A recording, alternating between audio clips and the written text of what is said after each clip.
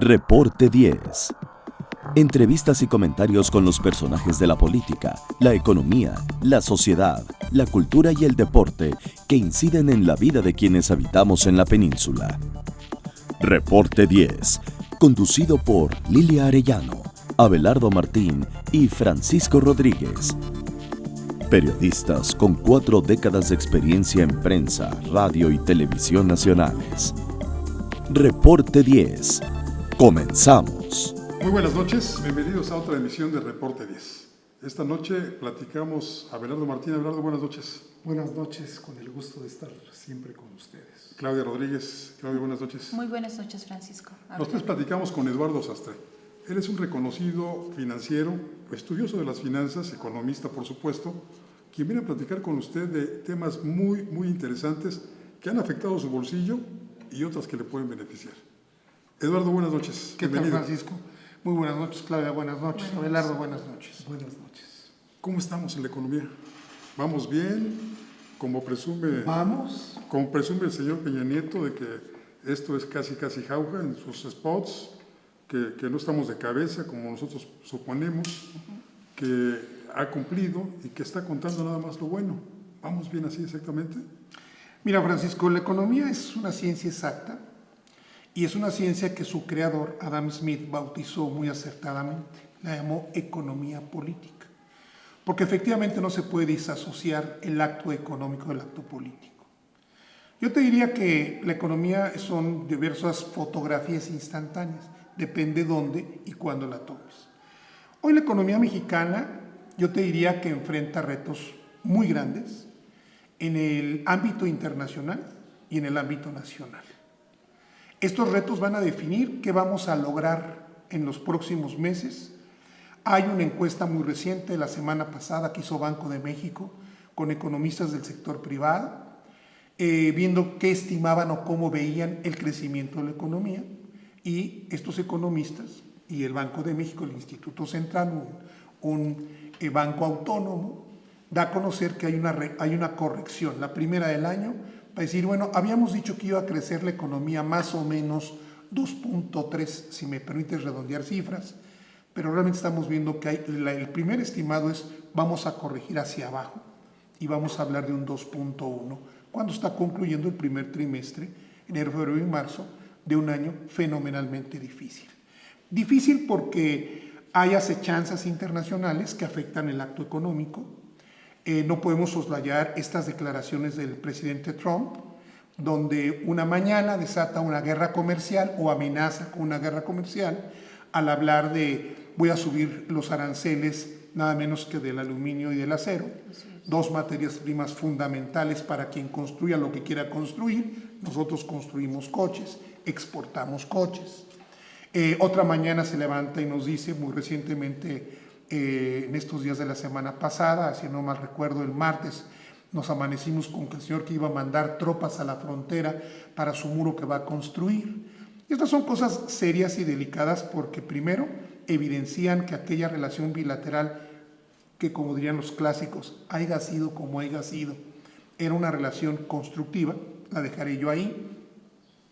Es una relación que se ha venido complicando y dificultando.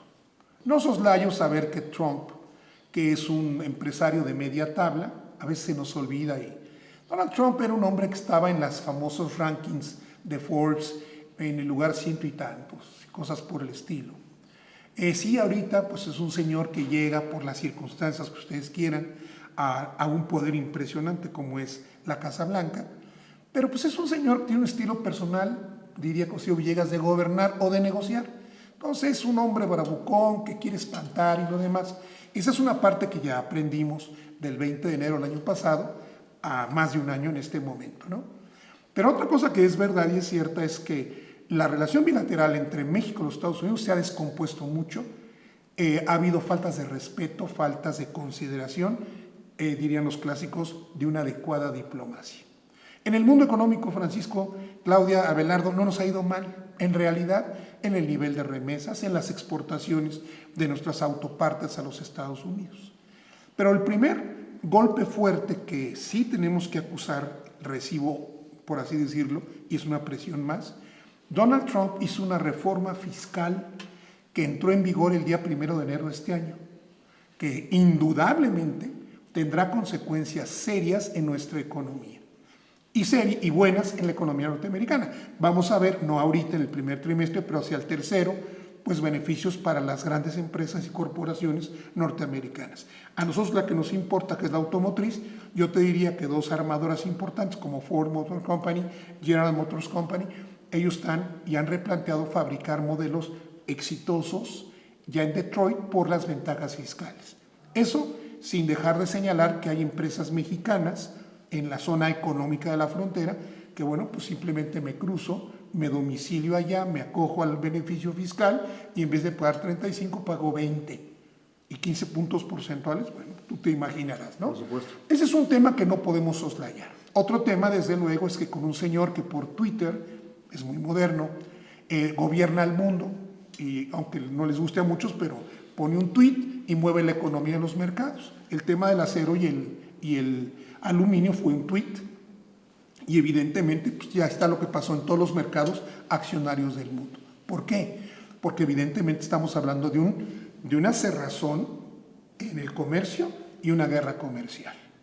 Y evidentemente nosotros, me voy a atrever a decir esto aquí en tu programa, este domingo de reflexión, yo me atrevo a decir que la economía mexicana, perdón, pero voy a ser conservador, el 80% se llama Tratado de Libre Comercio con América del Norte. Y mencionabas lo de las empresas automotrices. Claro, ¿Dejaron porque ya de producirse coches? ya hay modelos, se producen coches, pero hay modelos que son, digo, muy competitivos en las ventas, que eventualmente se empiezan a fabricar en Detroit.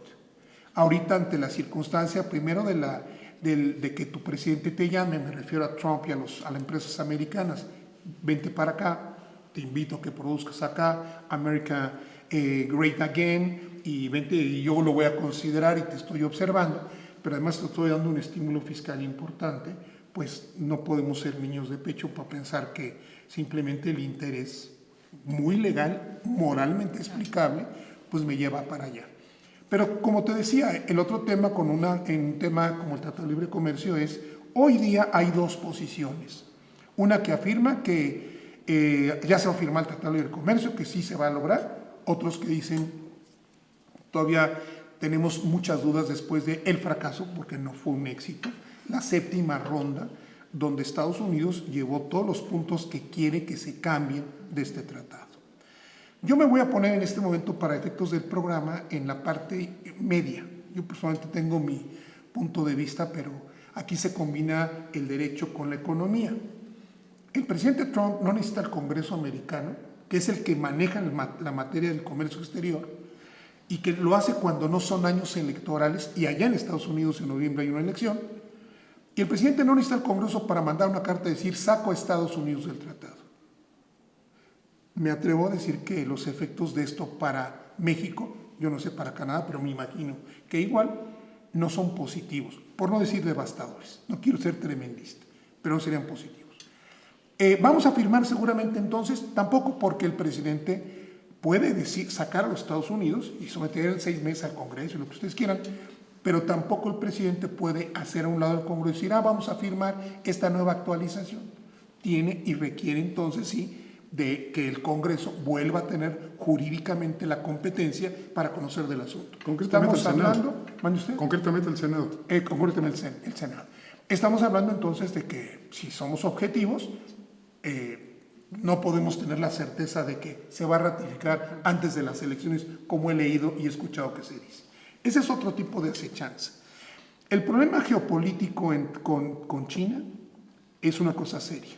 China es la segunda economía del mundo, le guste o no a quien quiera. Son tenedores de un altísimo número de bonos del Tesoro. Y ya le contestaron a Trump. Si tu guerra comercial es contra nosotros, yo nada más quiero recordarte que tengo tantos miles de trillones de dólares de bonos del Tesoro, y a lo mejor se me ocurre vender el 5%. Se haga un hecatombe en mercados y en Wall Street, ¿cuántos? Ese es un tema. El otro tema que tampoco es menor es el tema de Rusia. Estas tensiones geopolíticas tienen su expresión en los mercados. ¿Por qué? Porque nadie va a invertir dinero ni arriesgar su capital o su posición económica simplemente a ver qué es lo que sucede. Esto es lo internacional. Lo nacional. México está en un año electoral, nada sencillo. Voy simplemente a referirme a lo económico. No voy a hacer una consideración adicional. Simple y sencillamente, muchos inversionistas, aunque digan lo contrario y lo demás, y que si ya la calificadora fulana de tal mandó un mensaje a sus inversionistas y la otra es ¿por dónde van estos señores mexicanos? Porque el ruido, que para nosotros es quizás parte del folclore, afuera lo leen de otra manera. ¿Están calificando el riesgo? Pues sí, porque el riesgo es el elemento, Claudia, le acabas de atinar exactamente a lo que llaman el core business de las finanzas. El tema es el riesgo, vivir es un riesgo. El tema es cómo administro mi riesgo. Si yo me levanto cada mañana e intento saltar de mi recámara al segundo piso a la banqueta, el riesgo de que me fracture o me mate es muy alto. Si yo me cuido, me organizo, pues reduzco mi riesgo, que sigue existiendo. También lo mismo sucede en las inversiones. Yo no tengo necesidad de llevar mi capital a un país que dice que sí, que no, y que a lo mejor, y que hoy cancela. Hay un tema en el antecedente que no podemos soslayar, que fue la reforma en telecomunicaciones, que aquí nuestro amigo Belardo es muy avesado en esa materia. Hubo una empresa internacional que vino a invertir con ciertas bases. Y después dijeron, no, fíjate que ya cambiaron esas bases y ahora vamos a exentar a estos. Eso es fatal, porque automáticamente no tengo, claro, y no tengo la certeza. Entonces está bien. Entonces no me digas que vas a hacer una cosa. Si tú me dices, oye Eduardo, te invito a mi casa a comer y vamos a comer paella o vamos a comer carne asada, perfecto. Pero yo no puedo llegar a tu casa de repente y enterarme que, pues sí, aparentemente va a ser paella o carne asada. Y me dices, no, fíjate que ahora vamos a comer una comida oriental para la que necesitamos prepararnos. O sea, estas cosas no nos permiten en un mundo que es muy cuidadoso y muy sensible. Dicen que los mercados les haces así y se levanta una ampolla. Si tú no tienes una claridad en las cosas que estás planteando, algo tan importante como la reforma en telecomunicaciones no es un tema menor. Entonces, cuando un señor o una persona dice, voy a cancelar el proyecto de la reforma educativa, voy a cancelar tal infraestructura, donde hay inversiones propias y de fuera, pues evidentemente sí, vas a tener que preparar tu cartera para indemnizar. Eso es uno. No te puedes exponer a que te cierren las ventanas del mundo entero, porque entonces Houston estamos en grandes problemas, ¿no? Nosotros también, si no, vamos a una pequeña pausa comercial. Con muchísimo. Enseguida regresamos. En un momento regresamos a Reporte 10.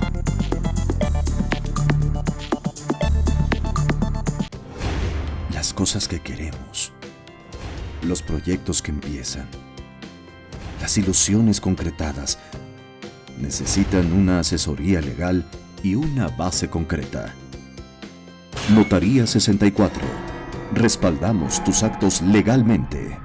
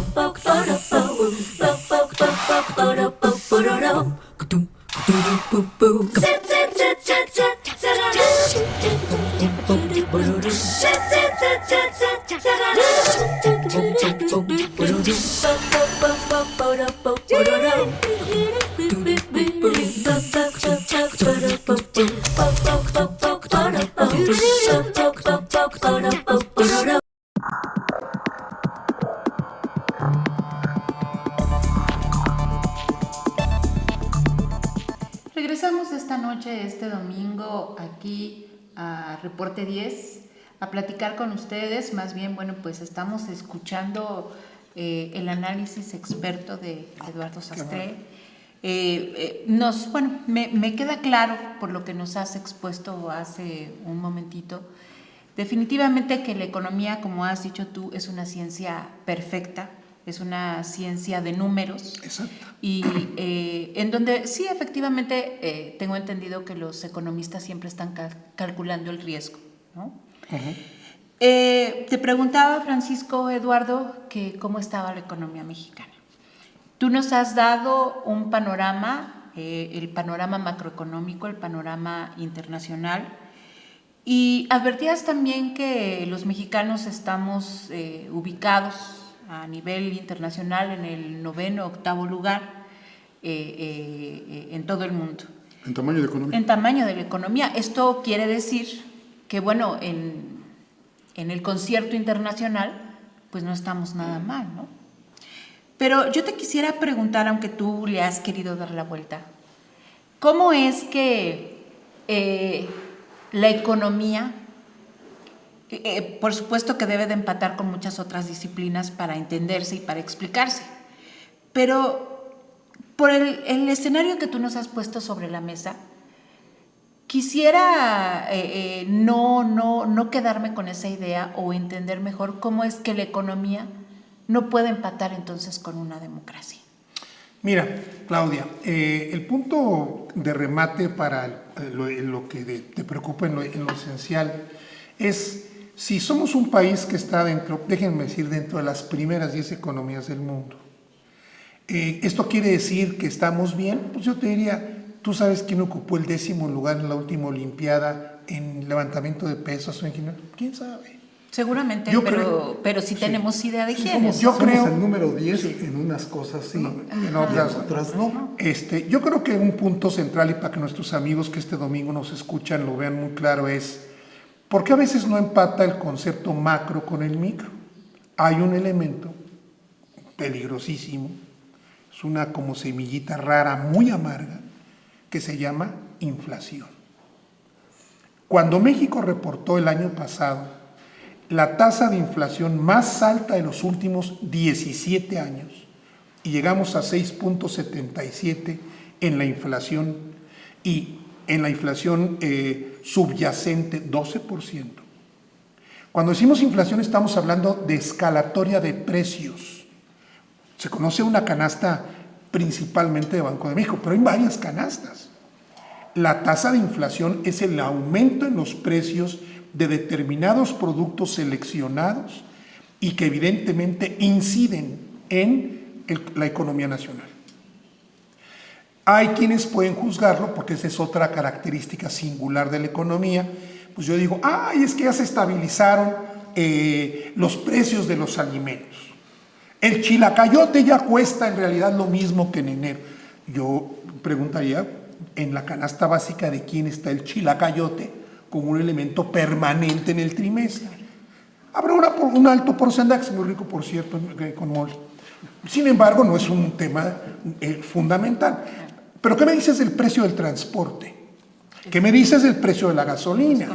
Porque todos comamos o no chilacayotes, o comamos o no limones o aguacates, que son tan sensacionales de Europa, lo que sí hacemos todos es o tomar el autobús, o buscar el transporte público ineficiente en todo el país, o utilizar un automóvil que consume gasolina.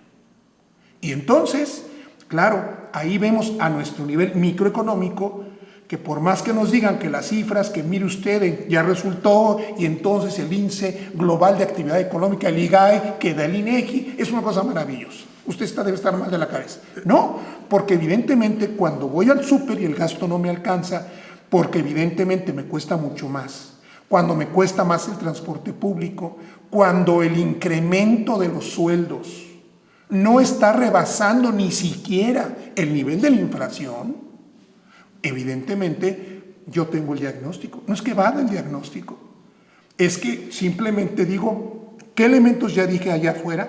¿Cuáles hay aquí adentro? Insisto, solamente en lo económico, pero con un gran realismo. De todas las propuestas que vamos a escuchar los mexicanos, que vamos a decidir las cosas y que ojalá ahora sí lo decidamos, porque vale por medio el futuro de nuestros hijos, Claudia. Muchos, bueno, yo principalmente pues soy el decano de la mesa aquí, como dijo el clásico, ya yo no. Pero los chavos que están empezando su vida, los millennials que quieren y aspiran como lo aspiramos nosotros, de casarnos, tener una familia, o como se use hoy día, como sea, ¿frente a qué seguridad en el empleo? Lo primero que tienes que preguntarte tú, el que pueda andar muy emocionado con que vamos al rollo, es, ¿alguien te garantiza que la empresa en que trabajas no va a seguir o no? Porque si todo está muy bonito, pero si a mí me liquidan y me dicen, pues gracias por participar, ¿con qué voy a sostener a mis hijos? ¿Con qué enfrento una enfermedad? ¿Con qué compro medicinas? ¿Con la emoción? No. Aquí es donde yo me refiero a esta ciencia exacta que se llama economía y que me obliga a ser realista como padre, madre de familia o simplemente como un sujeto económico responsable de mi propia vida. Por eso ahí lo importante, y es el otro factor frente a un tema de inflación que no ha bajado, Claudia. No, supuestamente el pronóstico, no, como no, ya estamos en 5.83, 14, 26, no. El Banco de México en los tiempos de Agustín Carstens se fue diciendo que volvería a los niveles, y mira que están en un amplio nivel, entre el 3 y el 4%. Se duplicó. Llegamos al 7%.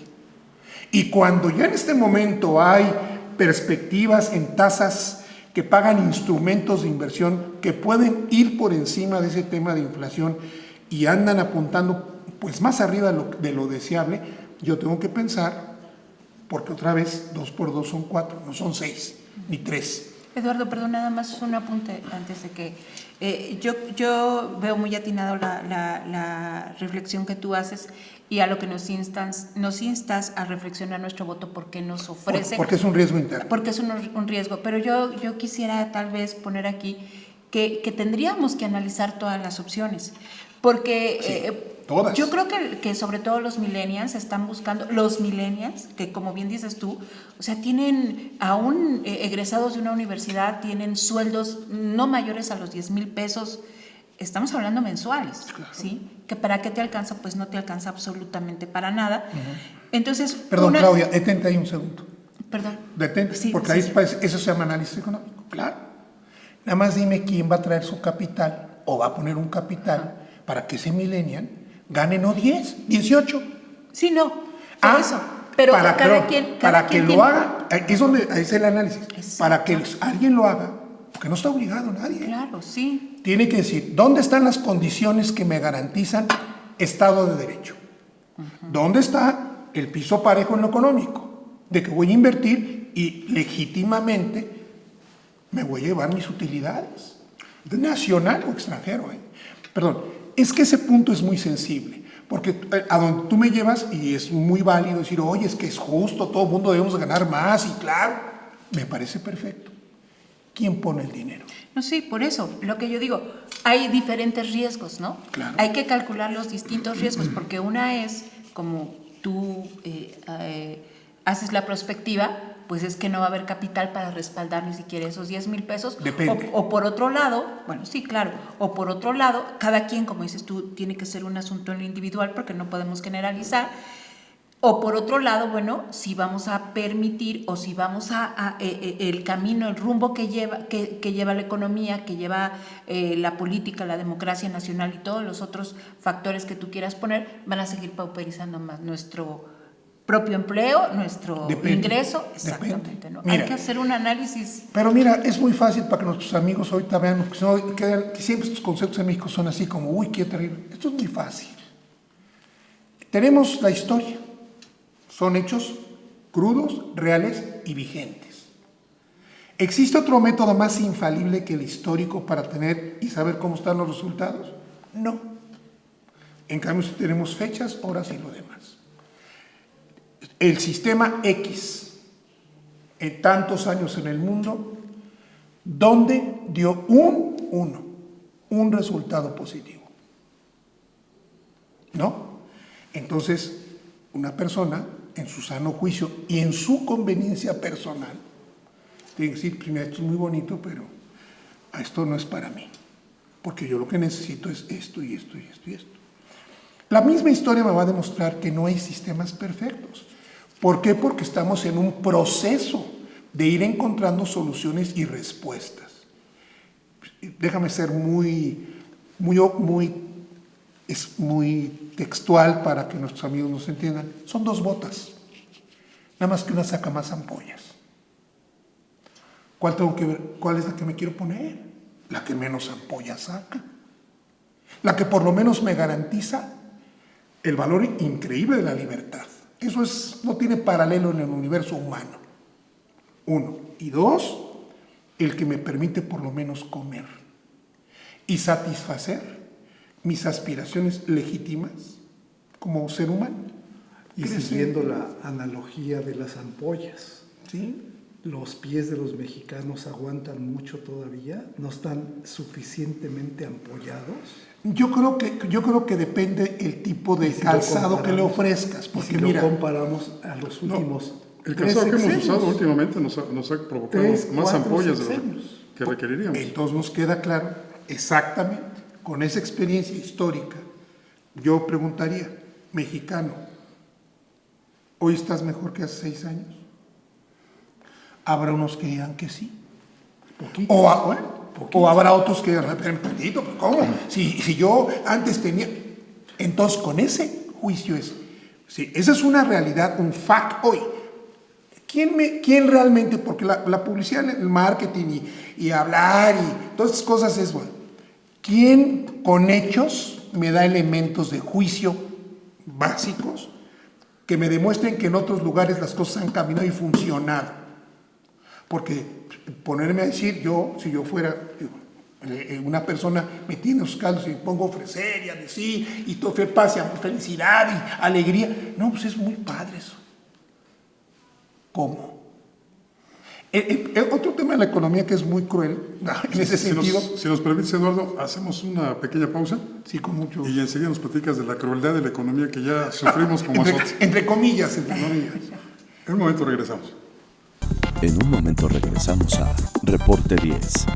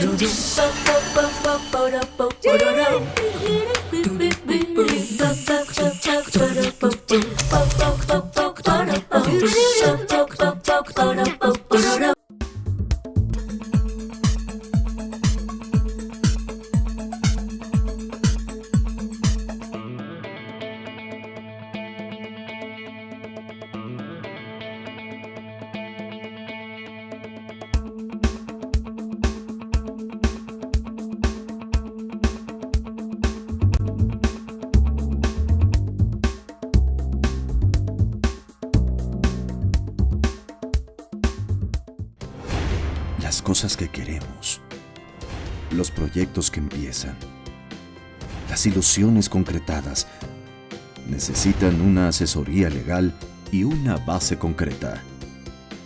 Notaría 64. Respaldamos tus actos legalmente.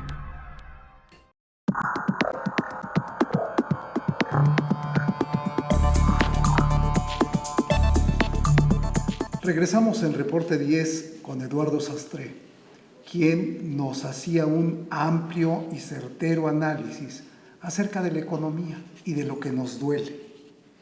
Así ¿Cómo nos ha dolido? Pues sí, nos quedamos hace un momento del corte comercial en el tema de la crueldad, entre comillas, de la economía. No es cruel, es simplemente una ciencia exacta. Es una ciencia que no puede andar haciendo consideraciones secundarias. 2 por 2 son 4, no son 5, ni 7, ni 3, ni 1. 60 millones de pobres. Y al mismo tiempo el tema es, en ese análisis económico si yo pienso en tal corriente de pensamiento político ideológico, la primera pregunta sería, ¿cuántos casos de éxito hay mundialmente, en la historia del mundo, de que ese sistema funcione? Y por funcionar, diría, o nos sacan pollas, todos comen, todos viajan libremente, son felices, ya se mide, hay un índice de la felicidad mundial, son personas que se desarrollan, es un país líder en patentes, en marcas, en inversiones. Sería mi primera pregunta. ¿Me voy a Alemania? Ojalá. La segunda pregunta sería en ese sentido es, para mis capacidades, porque esta es otra realidad. O sea, en México no estamos acostumbrados, Abelardo, a reconocer el esfuerzo. Porque le dicen, no, eso es la meritocracia. Pues sí, mano, pero hay personas que decidieron en su vida, en vez de pasársela a la Bartola tranquilamente, estudiar, trabajar y hacer un patrimonio, un capital, o tener un título, un doctorado y una maestría. Que no se hace en Entonces, 20 años. Esa persona es una tonta, porque yo me la pasé muy padre, fui, vine, subí, dormí, jugué, me divertí. Y quiero tener al después, que la vida pasa, las mismas condiciones, pobrecito de mí. ¿Cómo? En un país donde la primaria, la secundaria, la preparatoria y la universidad es gratis, porque no se nos olvide que la UNAM, yo estudié en la UNAM pagando menos que una cajetilla de cigarros. A nivel facultad de Derecho de la UNAM. Y una preparatoria en 175 pesos al año. A ver, ¿en qué parte se da eso? No, bueno, entonces, en un país como este, no. Si tú no tienes un título profesional o una formación, pues hay muchas. Cuando tú señalas y apuntas y señalas, acuérdate que hay 3 dedos que te están señalando a ti. Entonces, esos señalamientos, Eduardo, los ha venido haciel equipo de un candidato que dice que su postulado, que el postulado por su partido, pues tiene entorchados en el extranjero, 2 carreras, etc. Y la respuesta y la pregunta que uno tendría es, los anteriores presidentes de Salinas para acá, por ejemplo, han tenido esos mismos entorchados, han tenido esas mismas carreras. Excepto Fox. Fox ni siquiera terminó la primaria, yo creo. La cuestión es, ¿de qué ha servido que tengan esos títulos y esos entorchados para beneficio de la sociedad? No de unos cuantos, como ha sucedido hasta ahora. Mira, yo estoy un convencido absoluto de que la educación es la más grande de las batallas por... De acuerdo. Una persona que no es instruida, que no tiene educación, es muy manipulable. Nada es más conveniente que las gentes que fueron llevadas a que no sepan pensar. A mí me gusta mucho ese concepto de la revolución de la inteligencia. Cuando tú haces pensar a una persona y reflexionar, y para eso tienes las herramientas de la instrucción y de la educación, es muy difícil que la puedas manipular. Puedes manipular a los ignorantes, porque puedes ahorita decirles, yo mañana les traigo un Sputnik aquí en la Torre Eiffel, y pueden pensar que es factible. Sí, o infundirles miedo. Una persona con o les compro su voto. Sí, una persona con cierta preparación dice, espérame tantito, no. Yo soy una persona que sí sé lo que quiero, sé a dónde voy y qué busco. Otra vez la historia, que es la gran maestra de las ciencias.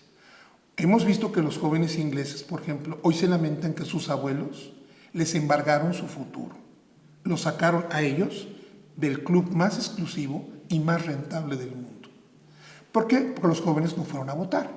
Estaban felices viendo jugar al Manchester y les valió. Sus abuelos entregaron, los que ya se van, los que ya no son más que una carga, entregaron su futuro. Es muy bonito el juramento, que la nación me lo demande. Yo quiero saber en la historia a quién se lo han demandado. Entonces, lo que sí tengo que pensar si yo fuera millennial es, permíteme tantito, yo voy hacia el frente y veo al futuro. A mí no me platiques el pasado, porque por 20 razones puedo estar o no de acuerdo con él. Pero lo que yo sí que voy a hacer es mi futuro. Y yo no voy a hipotecar mi futuro. Pero el presente no te da esas condiciones. Pero sí te las da porque tú sabes de lo que careces. Y sabes de lo que Pero muchas veces, aunque tengas el conocimiento, no hay esa posibilidad. El entorno no te lo permite. Lo que va... 60 millones de pobres. Mira, Claudia, lo que a cada persona, independientemente de que van a ser 80 o 100, es... Cuando una persona sabe qué es lo que quiere y a dónde va, esa persona y tiene capacidad y formación, no la paras, ¿eh? Pero de esas estadísticas saldrán 10,000. Los que quieran. Hay personas que cómodamente yo me espero a que me den. Es que ¿para qué me esfuerzo? Cuando tú nulificas el valor del esfuerzo, Y hay mil ejemplos hasta en internet. Pues entonces ya hasta los que los hacen es, ¿para qué lo hacemos? Eduardo, pero Y no es un entonces mercado de pobres. Perdón, es que, bueno, es lo que has creado. Por eso la máxima terrible es, no tiene sentido que nos pongamos a repartir miseria. Vamos a crear riqueza para repartir riqueza. Pero tú no puedes partir, porque es un absurdo, de vamos a quitarle a los que tienen y entre... No, es que perdóname, fue la filosofía del siglo XX. Ya lo vimos en el siglo XX. ¿Y en qué acabó eso? En la destrucción de varias generaciones y la multiplicación geométrica, no aritmética, de pobres y miserables. Y te puedo señalar ciertos países, hoy día no lo quiero hacer porque van a pensar que aludo a ciertas circunstancias. Lo que yo quiero aludir únicamente es, en esta reflexión es, como persona tengo que aprender, uno, la fórmula del éxito humano en cualquier país de la Tierra o de la Vía Láctea es, estudia, trabaja, ahorra e invierte. Esta fórmula, en donde la pongas, mi querida Claudia, es infalible. Ah, sí, significa esfuerzo. No, gratis no hay. O sea, yo quiero que me vaya bien a la ley del menor esfuerzo, ni como persona, ni como familia, ni como empresa, ni como yo país. que coincidiré con Claudia, porque sí es el entorno. Evidentemente todos tenemos ese tipo de ambiciones para progresar en la vida. Sí queremos estudiar, pero muchas veces no podemos porque tenemos que trabajar. Pues no, Francisco, perdóname, mira, es que son dos voluntades. Yo tengo la voluntad de ser astronauta. De veras, quiero ser astronauta. Juro por Dios que eso es la primera voluntad. La pregunta más cruel es esta. ¿Estás dispuesto a hacer todos los sacrificios que significa ser astronauta? Bueno, no, porque el entorno es un gran justificante. Ah, yo quiero ser astronauta, pero que me lleven y me vistan. Pero si no puedes, pero si no tienes ni para comer, si no tienes ni para comer, no, Claudia, yo creo que perdón, sin... Claudia, esa es una hipótesis falsa. Bueno, perdón, es que es un punto central en el tema económico. En un país como México, el que no trabaja no puede decir, es que no tengo para comer, no, ahí me mantiene. No, ¿quieres trabajo? Hay mucha gente que necesita choferes, mensajeros, sirvientas, como sea. Si no tengo que ofrecer un conocimiento, bueno, perdón, yo no le puedo imponer a una gente que me pague como si fuera ingeniero si no soy ingeniero. Pero eso de que es que no tengo ni para comer, no, discúlpame. Yo sé que muchos van a decir, no, vete a la mesa. Espera, no, estar tirado en la casa, ahí en la calle, y pobrecito de mí, claro que te va a faltar para comer y para vestir. Es un no estoy hablando de esa gente que no tiene para comer, sino de precisamente este asunto que hablaba yo del mercado de pobres, que están muy localizados, muy focalizados, y que de verdad, o sea, no tienes ni siquiera oportunidad de más que de comer, porque no sabes ni siquiera qué es la escuela, no sabes que hay un camino, una carretera. Y llega una persona y le promete, no te preocupes. ¿Qué edad tienes? 20 años, no, 20. Te voy a dar una beca porque tú, pobrecito de ti. Y la otra, ya te embarazaste, no te preocupes, yo me encargo del aborto. No te preocupes, yo la píldora. Pero esas son las políticas asistencialistas que hemos criticado. Sí, mano, pero lo que no pensamos es, todo eso que se da y que lo hacen, ¿quién lo paga? No, sí, pero... Porque mira, el dinero es una planta que no crece en el pasto. Sí. Hay plantas de sol, de sombra. La planta de la inversión es una planta que crece en el silencio. Y nos hemos dedicado a dar gritos. Entonces, quiero cambiar las condiciones de la sociedad. Hay una regla máxima, mi querido Francisco. Si no cambias al hombre, no puedes cambiar la sociedad. Exacto. ¿Y cómo lo cambias? Educación. Otra vez. A ver, con un sistema educativo que tiene que buscar la libertad del ser humano, porque la educación libera y la libertad educa. Pero si la universidad no tiene cupo para mí, si la universidad cada vez se constriñe más para ciertas élites, porque dejó de ser popular. Oye, no, mira, la UNAM no es de élite, yo estudié ahí, te quiero decir, querido Francisco. Yo también soy egresado de la UNAM. Bueno, recordarás cuando hacíamos el examen, porque en mi época todavía hacía examen. Yo lo hice para bueno, ok, y yo para entrar a la facultad, y a la prepa 6 de Coyoacán, preciosísima escuela. Pero espérame tantito. Yo soy de la UNAM. Hay muchos que quedaban fuera, ya desde entonces. ¿Sí? Y mira que estamos hablando, por lo menos en mi época, que la tierra estaba caliente todavía, como dicen. No, espérame, es que partamos de un hecho. No para todos es todo. No, llegar a la... Entonces no para todos hay no para todos hay empleo y para todos hay ahorro. Sí hay, es que es diferente. Hay personas que se ganan por sus exámenes y como tú y yo entramos, otros pueden entrar a un politécnico y un politécnico no es menos que una universidad. Claro, y hay otros institutos, Francisco, para otro tipo de personas que tienen otras capacidades. La sociedad no nada más vive de abogados, contadores, economistas y comunicólogos y ingenieros, Dios nos libre. Periodistas. La sociedad necesita de técnicos en muchas cosas. En España le llaman aparejadores, es decir, gente que está profesionalmente, que son expertos en muchas habilidades. ¿En qué queremos destacar los mexicanos? El país que tenemos, que es de veras sensacional, necesita de mucha inteligencia, que no son títulos necesariamente universitarios. Pero yo te digo, oye, ¿cómo limpiamos el cañón del Suminero? ¿Cómo instalamos una planta de tratamiento de basura? Esto no lo hace un ingeniero, ni un licenciado, ni no.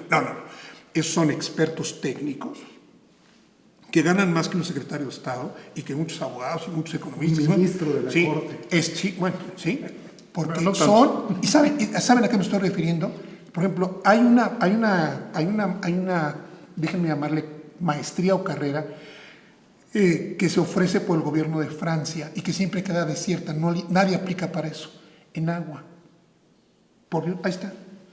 Los franceses, llevan 300 años estudiando el tema. Por eso en París lavan las calles en la noche, en esos como concuitos que hay en las calles. Ellos tienen un proceso de estudio, de trabajo del agua. Y los franceses, en su locura, al rato les van a dar la razón la historia, están convencidos que las próximas guerras van a ser por agua. Nosotros tenemos un sureste, Francisco, nada más hablando de Tabasco y de Campeche, la Venecia de América completa. ¿Quién está trabajando en esto? Claro.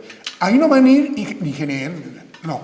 Entonces, tenemos que saber que a través de la educación universitaria, politécnica, técnica, hay los espacios y los campos para hacerlo. Ahí es donde yo insistí al principio del programa, cuando decía Claudia, vámonos a Alemania, que no es mala idea, cuando yo premio el esfuerzo, imagínate, un día, si quieres, hacemos un programa sobre la actitud mental de japoneses y alemanes. Yo lo he estudiado mucho. Son dos países que los hicieron fosfatina. 2 guerras, la bomba atómica.